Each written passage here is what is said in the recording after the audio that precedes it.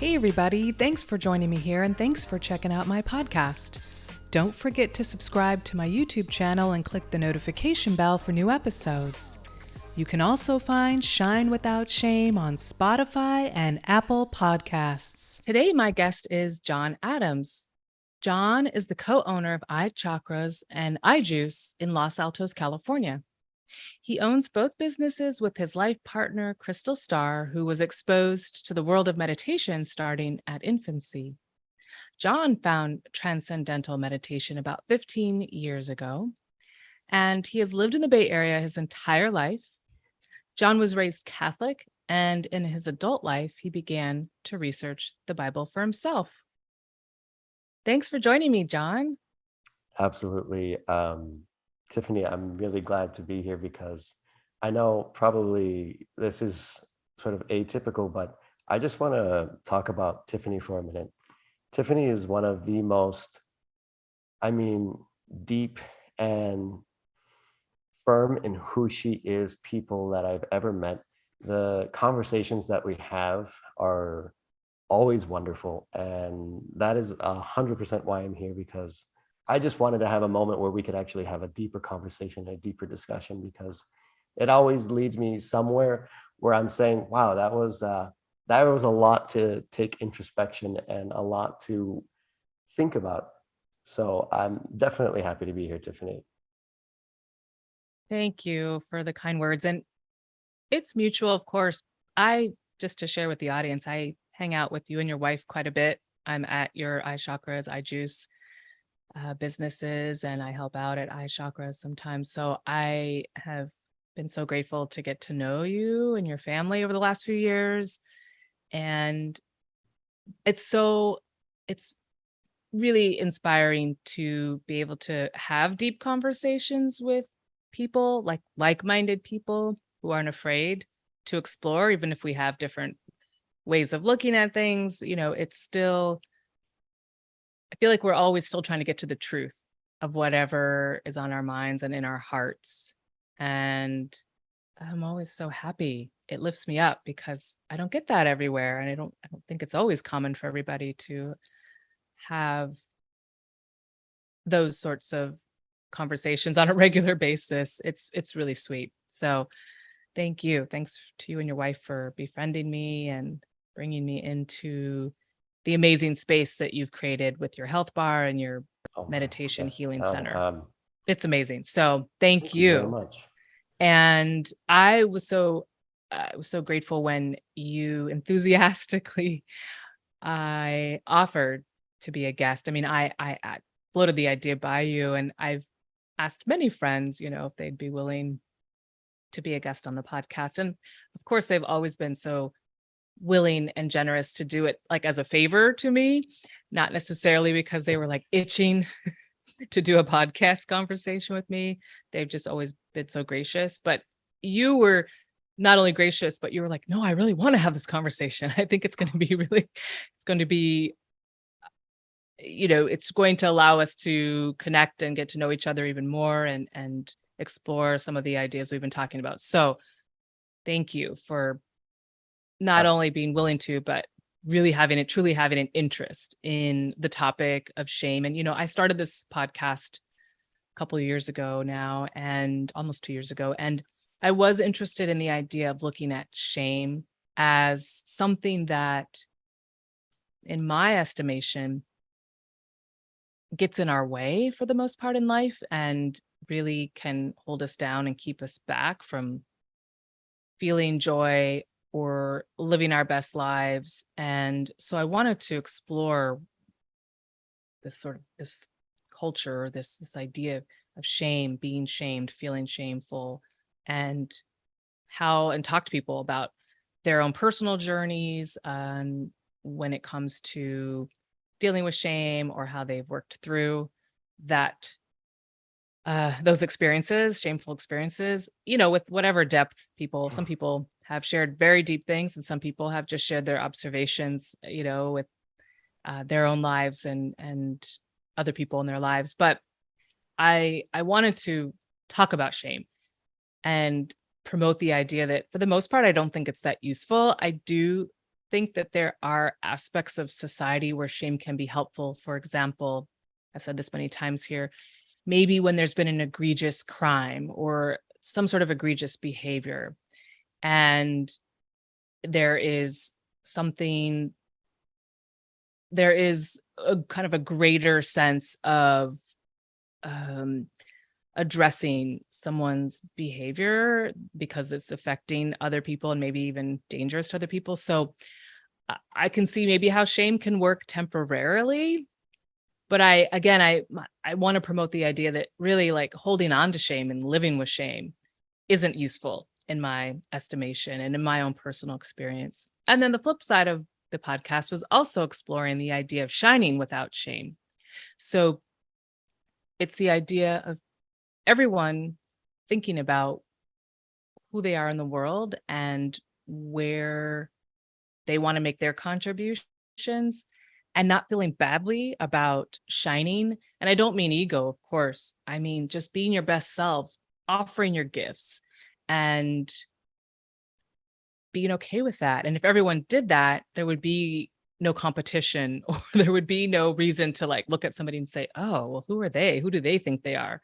That they're better than me or that, they think they're better. So that was the whole idea of the podcast. I like to share that from time to time, like reshare my whole objective. So that's where we find ourselves now in this conversation. And I just thought I would ask you, I know you've shared a little bit personally with me about your experience with shame, but I just thought I would share what has been your experience with shame and what have you been doing to sort of, or what have you done in the past even to address it and to sort of acknowledge it and work through it.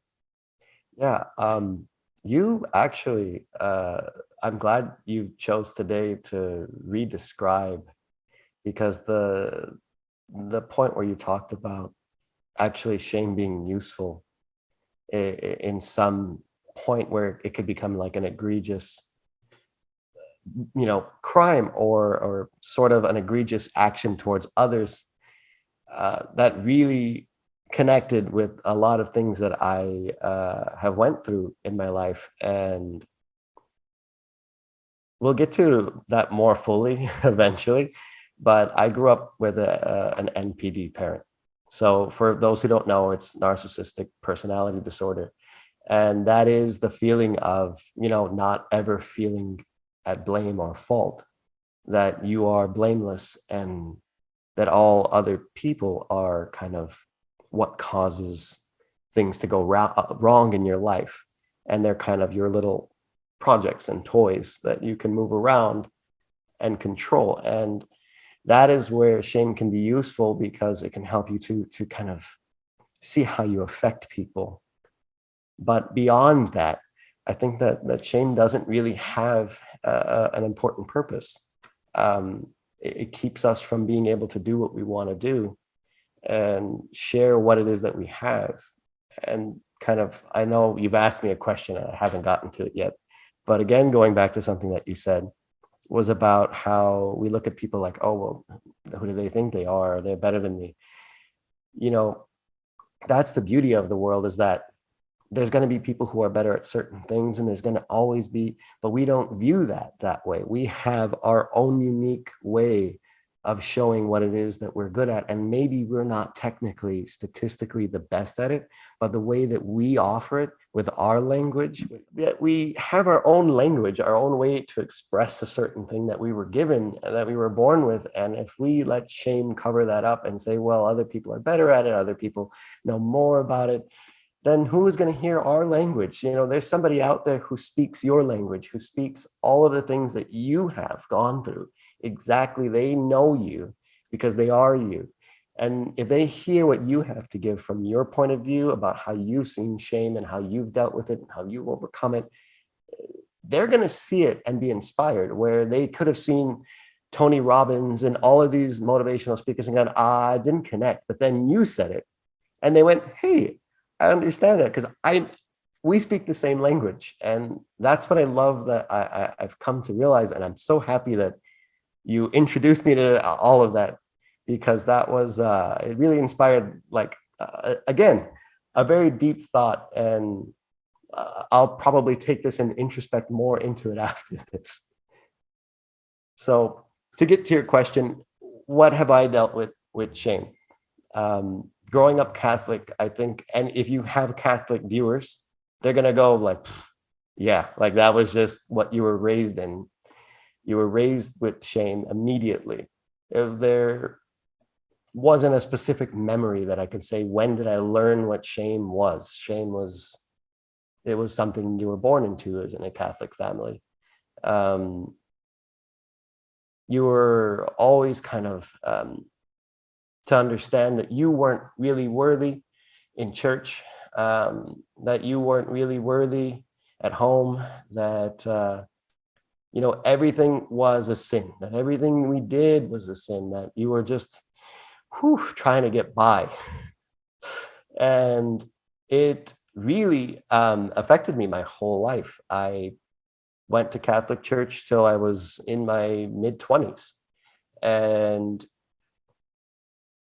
when I really had the biggest, moment of realizing how much shame I put on myself and how large I looked at the shame of myself, is when I went to a Catholic church, and there's like holy water when you walk in. And I didn't want to touch it because I thought that I was so shameful, that I was so bad, that I was so full of sin that if I touched it, I would taint the holy water. And that changed my whole mind when I realized, like, wow, like that's how I look at myself. And my wife, God bless her, she has been, absolutely incredible in helping me to see these thought processes and help me correct them and like stop me and say, do you know what you just said? And she was like, no, you're going to put your hand in the holy water because you're not bigger than Christ. If you're going to believe that this holy water is blessed by Christ, then you cannot be bigger than the holy water. And that was the beginning of me letting go of shame, realizing that I cannot be bigger than Christ, who takes all of that shame, right? And then that was where it began.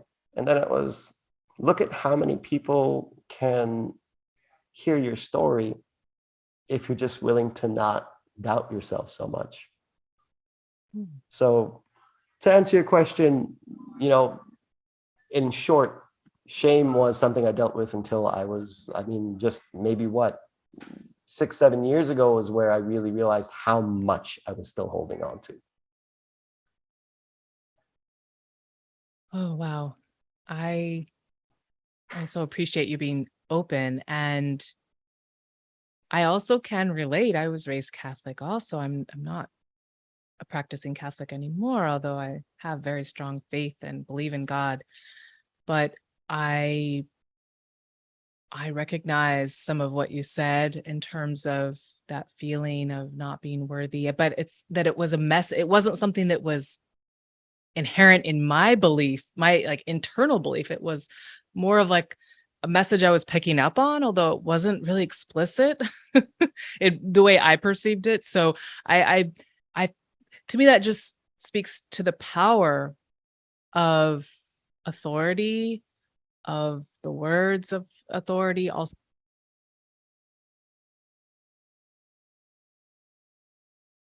I definitely had a lot of feelings of shame or just like feeling unworthy when I was maybe in Catholic school or in church, or just a sense that I didn't have my own like personal authority when it came to my religious or spiritual life, if that makes sense. In other words, the clergy or the priests in my case were, of course, the authority on scripture and religious teaching. So I of course, as a child, I just accepted that. But I recognized as I got a little older that there were times when I think I didn't feel that I could explore, ask questions, or not in a disrespectful way, but just out of curiosity, out of investigating truth. And so I I acknowledge now I definitely acknowledge the power that people in authority, whether it's clergy or teachers or anyone in our lives, how much authority they have, and the power of their words. They may not even recognize always the power of their words, but the messages, especially when we're children, that we pick up from the authority figures in our lives really do make all the difference. And they influence us in so many ways. And I appreciated you being open and sharing about your experience in church, as a Catholic. And again, it resonated with me because I think it was just, I didn't have a problem necessarily with authority. I think when I was younger, I didn't like that it wasn't okay to ask questions and to investigate and get deeper.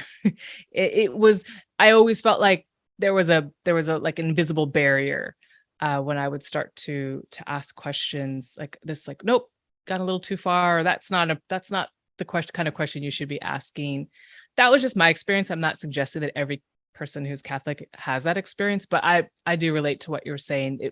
It makes a powerful influence on our lives, especially when we're younger. And there can be this element of shame if you are coming from a premise that sin is sort of our main, it's what is sort of inevitably something we can't get away from. No matter how good of a person you are, It's our it just kind of defining trait. always, what's that? It's our defining trait, essentially. Right. As opposed to like the virtues that we have, the qualities that we're developing when we're very young. So I just, again, acknowledging what you're saying, appreciating your openness, and also relating to your experience. Even though we had different experiences, there was this element that you mentioned about authority figures and about this idea of not feeling worthy. Yeah. I'd like to try to talk to the viewers, hopefully, um, that have gone through maybe something similar to me. And it's this feeling of, even at home, as the youngest child of a family of four. So there's four kids, rather. Oh. Yeah. So and by a long shot, I was like 5 years younger than any of my siblings. I was looked at as kind of like, oh, ho, ho, like the funny kid who just always had, something silly to say. And I want to talk about how much that affected me, because even, growing up, we never had a specific church that we went to. So there never really was like a moment where I felt oppressed by like somebody who worked at the church, but rather it was how church was presented to me at home. It was, be, if you're going, you be dressed right, you behave right, and you just look down, and we do what we have to do, and you go home and you don't learn anything. Don't question it. Don't, whatever you're saying, no, that's against God. Like, don't say that. Don't ask that question. That's unholy. That's just going to bring something bad on us. So don't even think about that. So in the sense of asking to find truth about God, you're kind of put down because you're just a young kid who no one has time for. And then when you have something to say, you're put down because you're just a young kid and no one has time for that, information. And then when you go to your siblings and you try to share in the fun, it's like, you're too young, you don't get it. It has a huge effect on how you grow up, and especially growing up in the 90s, where cruelty was kind of viewed as the cool thing to do. Like the crueler you could be, the more slick and smooth you were. It was a really, I mean, a very strange and um, uh, I'm trying to find a positive way to spin it. All the terms were coming to my mind that were just a little strong. It was a time that definitely made people out to understand how people's words affect each other. And I think that's why you see a big group of people in my age group, kind of who went through the 90s, turning to, peace and love again. Because it's like, we understand what people did. Like, we seen that level of putting you down, that level of, too cool for school, we can't have feelings, and that made you feel shameful. Everything that you felt began to feel like, well, I'll keep that to myself because all of my thoughts are obviously shameful. All of the things that I do are shameful or considered silly. So it really puts you in a place of doubting everything that you think or do. And that was one of the biggest obstacles that I have had to overcome, that meditation really helped with. I had horrible germophobia, which came from my sister, who was germophobic, and I, was.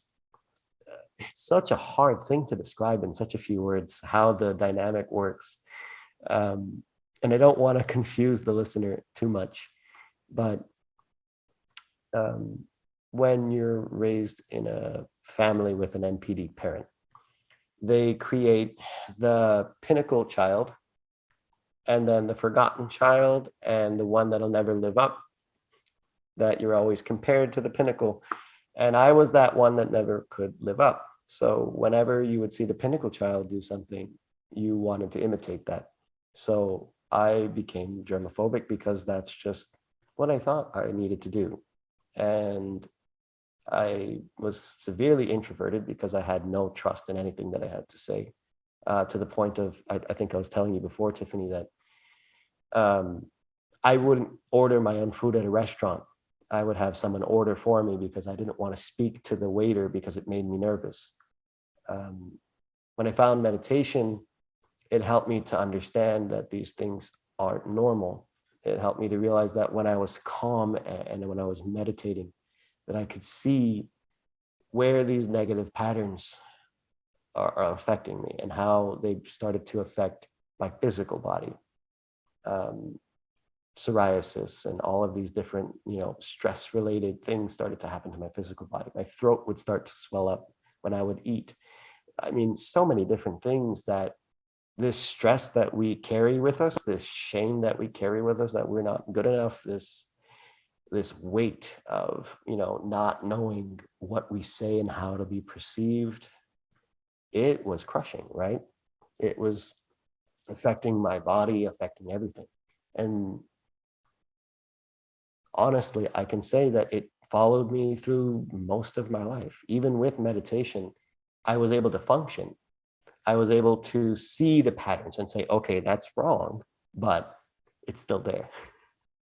It's one thing to say, okay, meditate and you'll feel better. And it's like, sure, it helps me see. Meditation helps me to focus inwardly and see where all these things are going wrong. But without knowing how to address them, not knowing where did they start, it's impossible to heal them. And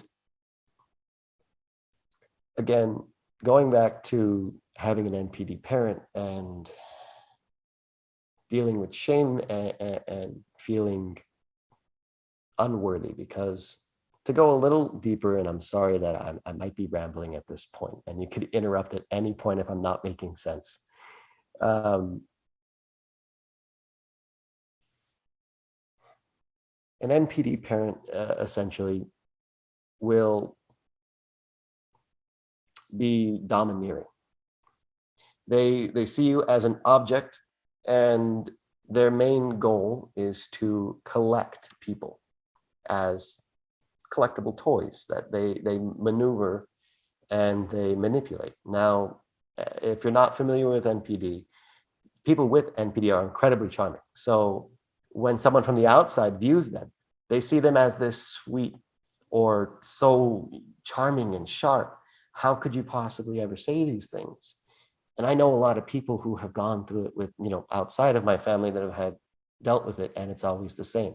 You doubt yourself, you doubt what you say, and you don't actually focus on the real issues of how they made you feel. You focus on these small little issues that they made you perceive as the big problem. They told you this is the problem, this tiny little thing. They didn't let you go to a concert. They didn't let you do this small thing. And that's why you're acting like this. And you're just so shallow, and you just always want something. And that's what you're mad about. You're not really feeling frustrated that you're not heard. It's that you just constantly are wanting something, and you're just never happy or accepting of what you have. And it's awful, because then you start to say, maybe that's who I am. Maybe I am just shallow and constantly want. And to get to a light at the end of the tunnel. It was not an easy process, but growing up with this, you had to understand that this person was sick. When I realized that, my parent actually had this, it changed my whole perspective of her. She suddenly became someone I felt sorry for. And I felt like, well, now I get it. And you're lost in this world where you can't feel empathy towards people because you don't see them as people. You physically can't. Your mind doesn't perceive it. And I began to get deeper into the Bible. And again, my journey started with that holy water. And it really started there. And it wasn't, I want to put emphasis on this. It wasn't that the water was holy and it healed me. It was the recognition of, do you really think that you're so awful that you can corrupt something just with your touch? That is a real big red flag. And you need to start loving yourself and understanding that you are a good person, that you would never hurt anyone, that all of these perceived faults or someone else's shame, and I'm going to get to that in a moment, that they put on you because they couldn't deal with their own shame. So they projected their image of themselves onto you so that they can yell at someone and tell them all of the things that they do wrong because they can't deal with their own issues. That is the main source of people lashing out. Even in the church, you see people lashing out and saying, you need to stop doing this, and you need to read your Bible more, and you need to get down on your knees, and you need to stop looking at these things and looking at those things because they're the ones that are dealing with that. And they're the ones who just fell 5 minutes ago and are angry at themselves, and they have no one else to yell at. So they yell at you. You need to understand that, yes, we all have faults. But at the end of the day, true love comes from the idea that we are all forgiven, and this may make a lot of people upset. But I love this saying. We are all saved by the same undeserved grace. The murderer and the Pope. Catholics are going to get real mad right now. The murderer and the Pope are saved by the same undeserved grace. We are all loved equally. It's the idea that we admit that we cannot be perfect. And we accept that other people aren't perfect. But we love them anyways because God loves them and he calls them a masterpiece. And I am a masterpiece. Tiffany is a masterpiece. You, listener, are a masterpiece. God made you exactly the way he wanted. And he didn't want you to change. He doesn't want you to cut pieces out. He wants to refine what he put in you and focus them where they were meant to go. There's all of these pieces that he put in you that are meant for good. There was someone that said there's perversion and pure version. There is a pure version of everything in you, but the world and people's opinions and the shaming that people have done have perverted the purposes that you were created for. All of these good things that are in there that you're perceiving as bad can be made to pure version if we just take that moment to accept ourselves, love ourselves, throw off other people's ideas of us, and stand firm in who we are. And again, I want to say Tiffany is a perfect example of that. She stands exactly firm in who she is, and she is just solid in her energy, and it is just a flow of consistent frequency of knowing who you are. And I love that about you, Tiffany. Oh, John, thank you. You have just dropped so many gems into the conversation. I was trying to keep track of them. I don't know if I So have sorry. collected all of them, but wow, thank you for being so open and real and honest and encouraging through your experiences and what you've learned. And I I think I want to go back to I want to hone in on the experience with the parent in your childhood home. And again, for listeners, the NPD stands for Narcissistic personality disorder. okay. So narcissistic personality disorder, it sounds like at some point you were able to understand that this parent had an illness or a condition. And I just want to ask one thing about that in particular is, did you learn that? Well, first of all, did you learn about that or recognize, or did it come to your attention while you were still living in the home? I think that's what you said, but I want to be crystal clear about that. And then, because I know that meditation was a healing source and process for you, but in between being at home, learning that you had a parent who has this challenge, this condition that was affecting your life and the life of your family, where did you start to how did you start to deal with that? You know, how did you start the healing process, even if it wasn't at that point meditation? Did you have other support in your life? Did you have people who you could talk to? I just was curious about that particular part of what you shared. Does that make sense, what I'm trying to understand? Yeah, absolutely. So Sorry, and just to clarify, yeah, because I didn't know, I wasn't clear if I want to clarify my question because I wasn't clear if it was like something that was announced to the family, or if someone outside of the family like kind of whispered in your, "Hey John, I think this is going on with your parent." That's what I'm really trying to understand, is how did that get to your understanding, and then what did you start to do with that absolutely. information? So I should clarify that she is not diagnosed. Oh, Yes. So I started to recognize patterns, and I started to meet people who had NPD. And then after doing research, seeing how each sibling would be affected, what the general consensus is on what NPD is, it helped me to realize now I could still be wrong, that she may not be, diagnosably NPD. Um, but this ability to see this disconnect of humanity, right? And I can go further into that and answer some more questions. Um, it allowed me to look at her as not this domineering force that controlled my life. And, you know, another another aspect of the NPD person in your life, because it doesn't have to be a parent. It can be a spouse, it could be a sibling, somebody that's important to you. They create this bubble around you, making you feel that you're unworthy, and they point out all of the people who don't like you. And they try to create this world where they are the center and you are essentially in their bubble.